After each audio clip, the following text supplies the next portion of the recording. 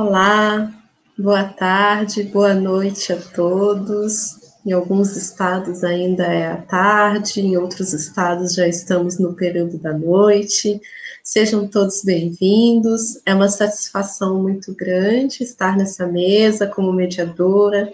Eu me chamo Silvana Guiar dos Santos, sou professora da Universidade Federal de Santa Catarina, credenciada no programa de pós-graduação em estudos da tradução PJET-UFSC, e também professora credenciada no programa de pós-graduação em estudos da tradução POET-UFC, Universidade Federal do Ceará. É com muita alegria que dou por aberta esta mesa referente ao Seminário de Pesquisas em Andamento. E essa mesa, o título dela é Tradução e Língua de Sinais. Estamos em uma equipe aqui, a qual de imediato eu quero agradecer a presença dos intérpretes, Samuel, a intérprete Márcia, que estão colaborando conosco na apresentação desse momento, bem como todas as painelistas que estarão apresentando suas pesquisas, Ana, Vitória, Núbia, e o agradecimento também se estende à equipe de logística, por meio do doutorando Arley, que está operando nos bastidores. Essa mesa, ela traz como tema, conforme eu já havia falado, tradução e língua de sinais. Iniciaremos, então, com a presença da mestranda Ana Paula Jung, e o título do seu trabalho se chama Razão e Sensibilidade, a entrevista narrativa como recurso metodológico em perspectiva dialógica da linguagem. Antes de iniciar, Ana Paula, eu gostaria de avisar que, com o procedimento para a gente potencializar as nossas discussões, que tenhamos uma média entre 15 minutos, no máximo 20 minutos de apresentação inicial, e após todas vocês apresentarem os seus trabalhos, vamos abrir para perguntas para que o debate possa se estender. É com você, Ana Paula, seja bem-vinda, assim como todas as demais colegas que estão nessa mesa.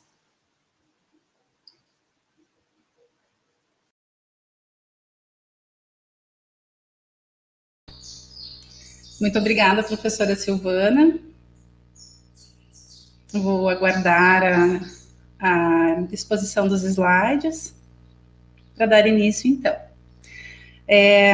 Inicio, então, esta minha apresentação. Agradeço a oportunidade de estar apresentando um pequeno recorte do momento atual da minha trajetória de pesquisa no mestrado, a qual tenho a orientação da professora doutora Neiva de Aquino Alpres. Pode passar para o próximo.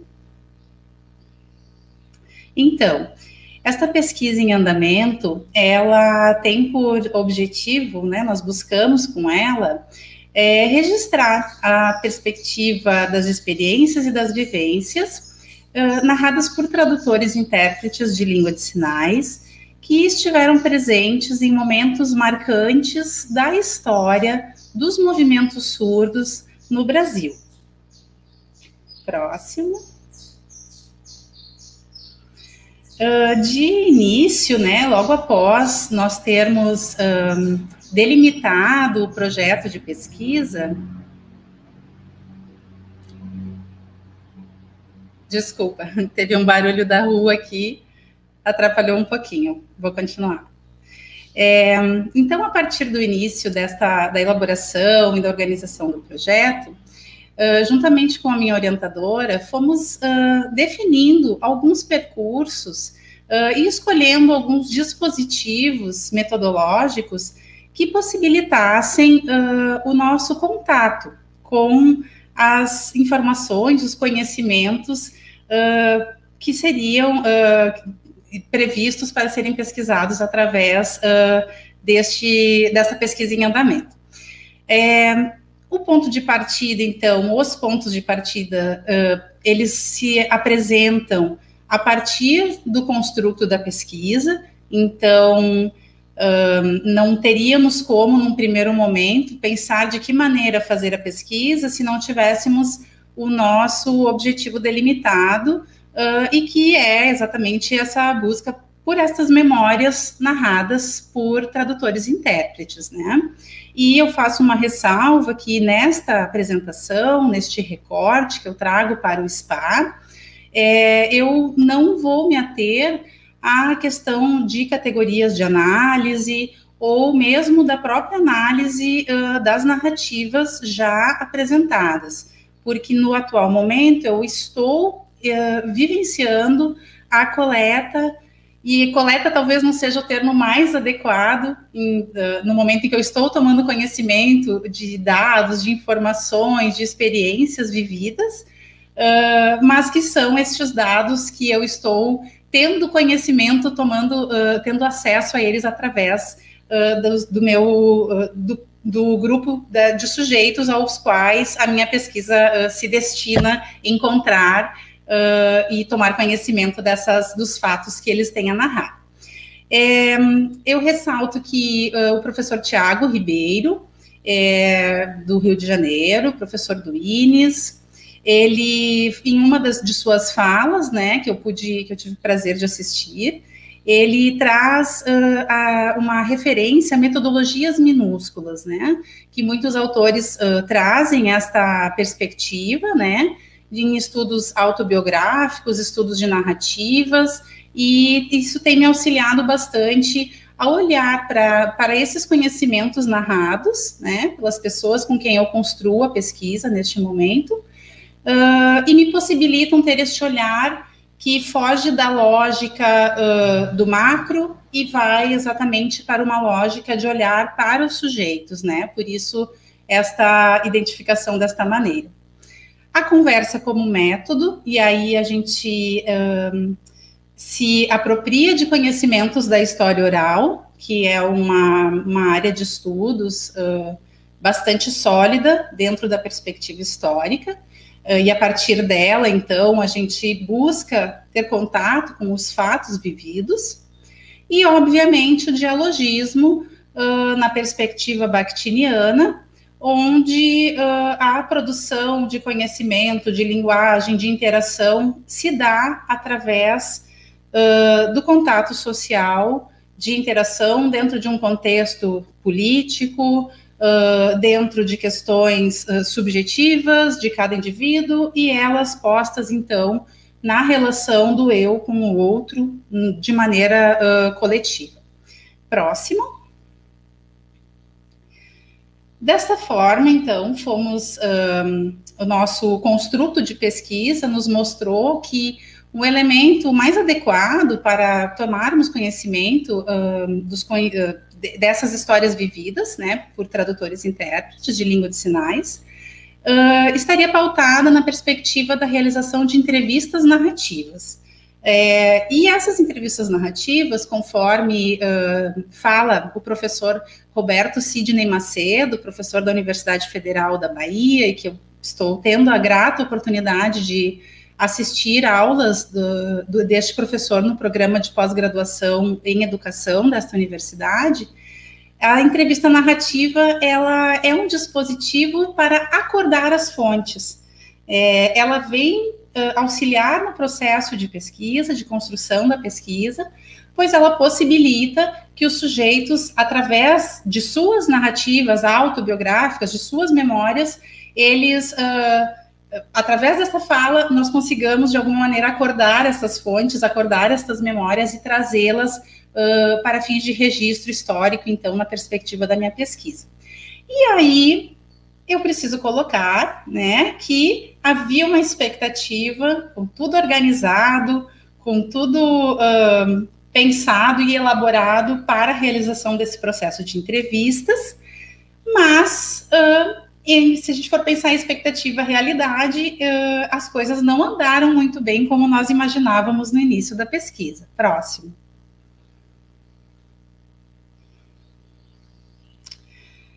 A nossa expectativa era realizar entrevistas gravadas, com equipamento de vídeo, com 2 câmeras, com todo um cuidado estético, visual, de qualidade, que esse material pudesse ficar registrado, né?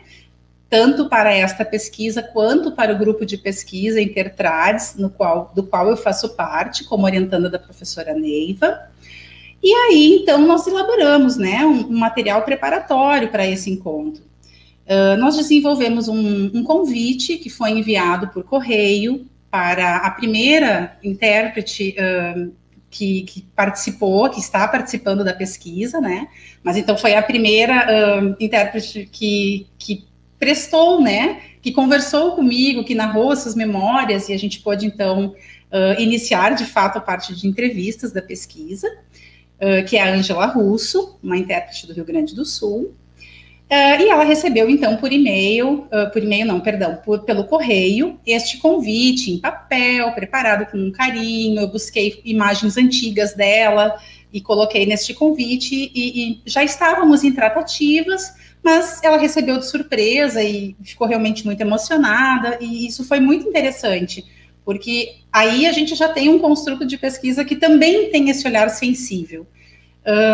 E para os primeiros entrevistados surdos, eu elaborei um vídeo em Libras, que vocês podem ver a imagem aqui, do print, né, deste vídeo, e no qual eu usei de pano de fundo diferentes imagens que eu encontrei nos passos iniciais da pesquisa, onde estes surdos estavam em evidência, em evidência desta participação política nos movimentos. E por esta razão, poderiam me trazer indicativos de quais sujeitos eu deveria buscar para que eles compusessem, então, de maneira colaborativa, este acesso às informações históricas.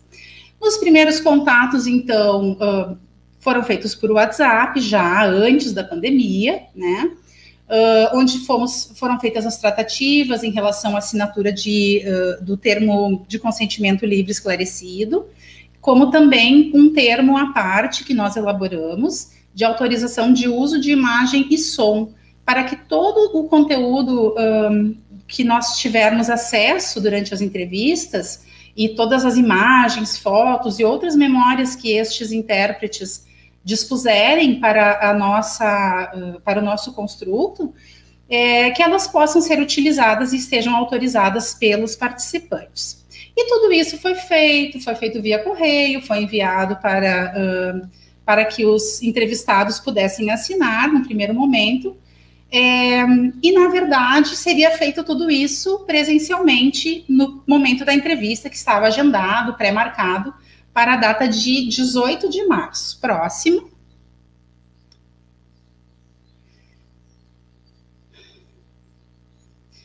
E aí, a realidade se impôs, e na data de 18 de março, eu cheguei a ir de madrugada para o aeroporto, eu iria para Porto Alegre, onde coletaria as primeiras 3 entrevistas, e aconteceu aquele lockdown, né, de proibição de voos. Eu voltei muito decepcionada para casa, fiquei muito triste, eu estava muito ansiosa pelo momento das entrevistas, seria muito importante esse primeiro contato. E aí nós tivemos que rever a trajetória, né, de uma maneira com muita sensibilidade, porque eu estou me propondo a acessar memórias do vivido pelos sujeitos, e eu preciso ter muito cuidado quando eu vou contatar essas pessoas, para estabelecer uma relação de confiança, de seriedade, trazer esta densidade, né, necessária também à pesquisa, né, e aí, então, foi preciso desenvolver esta habilidade, talvez, posso dizer assim, essa competência socioemocional de perceber no outro que ritmo que ele tem, como que eu faço os contatos, de que maneira é mais adequada, como deixar amarrado toda a parte documental inicial da pesquisa, que é o termo e a autorização de uso de imagem, porque isso era fundamental. Se presencialmente já era importante, nestes contatos virtuais se fez fundamental que esse processo fosse feito antes do início das entrevistas, de uma maneira muito organizada, de uma maneira coerente, correta e responsável. Próximo. E aí eu trago essa citação, são 3 autores iranianos, e eles, por isso eu não vou me encorajar a falar os seus nomes, porque eu não quero errar na pronúncia, e eu confesso que, como boa tradutora e intérprete, eu busquei esta pronúncia correta e eu não encontrei. Então, esses autores são 2 mulheres, né, e um autor homem, e eles, lá em 2014, eles trouxeram para nós uma publicação na qual eles abordavam a importância do uso do Skype como uma ferramenta que possibilitava que entrevistas fossem realizadas de modo virtual. Obviamente que o contexto do qual eles falam não era um contexto pandêmico como o nosso, mas eles já trazem essa referência do quanto esta ferramenta tecnológica de realização e de captação de imagens e gravação de videochamada possibilita que este tipo de entrevista, esse tipo de acesso ao conhecimento, às narrativas dos sujeitos, é possível a partir do recurso tecnológico. Próximo. E aí, no meu caso, no caso desta pesquisa em andamento, a minha adaptação para o formato virtual, ela começa via WhatsApp, onde várias conversas foram realizadas antes do momento da entrevista, exceto com a intérprete Ângela Russo, que é uma intérprete que eu tive a oportunidade de vivenciar, de conhecê-la, atuando no Rio Grande do Sul, né, como intérprete, é uma das minhas primeiras grandes referências na área, então já havia um conhecimento e um contato anterior com ela. Os demais intérpretes com quem eu tenho desenvolvido esta parte das entrevistas narrativas são pessoas que eu não conhecia pessoalmente. Então, antes de fazer qualquer gravação, qualquer contato, trocamos muitas mensagens, primeiro por e-mail, fazendo um convite formal, depois trocando o WhatsApp e conversando. E com essas outras pessoas, exceto a primeira intérprete entrevistada, com todas elas eu realizei 1 ou 2 videochamadas anteriores à gravação, nas quais eu pude ter uma conversa, estabelecer um laço de respeito e confiança, para que a partir daí estes sujeitos, entendendo a minha proposta de pesquisa, se sentissem à vontade, se sentissem seguros para trazer essas suas lembranças para a composição da pesquisa. E aí, começamos pelo WhatsApp. A primeira entrevista foi feita pelo Google Meet, e aí foram identificados alguns pequenos problemas, assim, em relação à forma como o produto captado se configurava ao final da gravação. Depois eu migrei para o Zoom, e que é uma das ferramentas que eu tenho utilizado até agora. O Drive é o nosso grande aliado nesse construto de pesquisa, porque é onde estamos tendo como repositório um espaço de colocação. O YouTube, também, por uma medida de segurança, eu acabei subindo os vídeos também para o YouTube, num formato privado. E a última experiência que eu tive, na semana passada, bem recente, foi o uso da plataforma do StreamYard como a ferramenta para a realização da entrevista e, consequentemente, para o registro, para a gravação. Então, através desta plataforma, num formato de transmissão privada também, eu fiz o registro da última entrevista coletada, que ainda terão outras, né? Mas por entender que foi a plataforma de mais fácil acesso, sem precisar baixar nenhum tipo de aplicativo, de programa, facilitando, assim, também que esse meu respondente, né, esse meu parceiro da pesquisa, sinta-se à vontade, tenha o menor incômodo, o menor trabalho possível para acessar esse espaço de interação que nós temos através da entrevista. Próximo.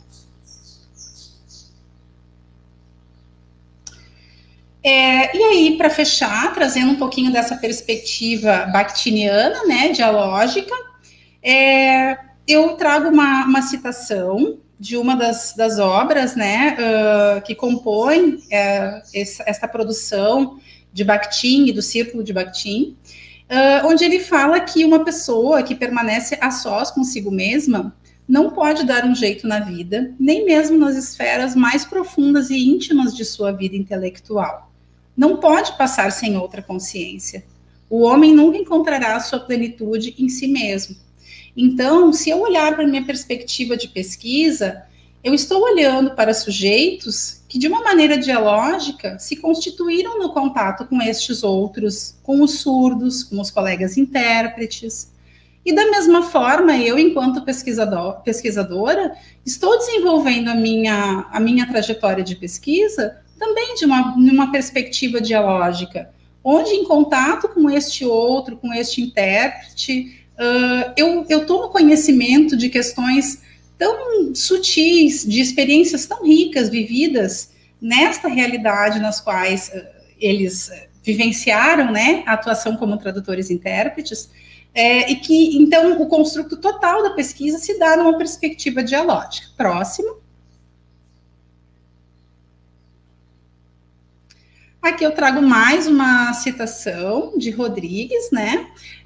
E aí, voltando muito mais ainda para a questão da necessária sensibilidade, para dizer que neste momento presente, se antes para pensar em entrevistas narrativas como dispositivo metodológico para acessar essas memórias e conhecimentos, o atual momento infere ainda mais de que eu tenho uma atitude sensível frente às limitações, frente às angústias, frente às incertezas que o momento presente nos impõe. E que a gente precisa fugir da lógica, né, da coisificação enquanto pesquisa, enquanto produção de conhecimento, e trazer isso para uma perspectiva de personificação, de sujeitos, de pessoas que se encontram e que muito têm a narrar e a contar. Próximo. As referências. Próximo. Próximo. E muito obrigada, agradeço pela oportunidade, por todos que assistem, e estou aqui à disposição. Obrigada. Ana, muito obrigada pela tua apresentação, muito obrigada por trazer elementos tão importantes na constituição histórica dos intérpretes e que nem sempre, dentro dos estudos da tradução, se tem um espaço para visibilizar essas memórias, né? Ninguém é feito sozinho, as pessoas são feitas de muitas pessoas, de interações, de contatos, e de muitos aspectos, né, que fazem parte da subjetividade desses sujeitos e que muitas vezes podem até nos propiciar diferentes perspectivas para conhecer elementos históricos que nem sempre são tão visíveis assim, né? Então, parabéns pelo teu trabalho.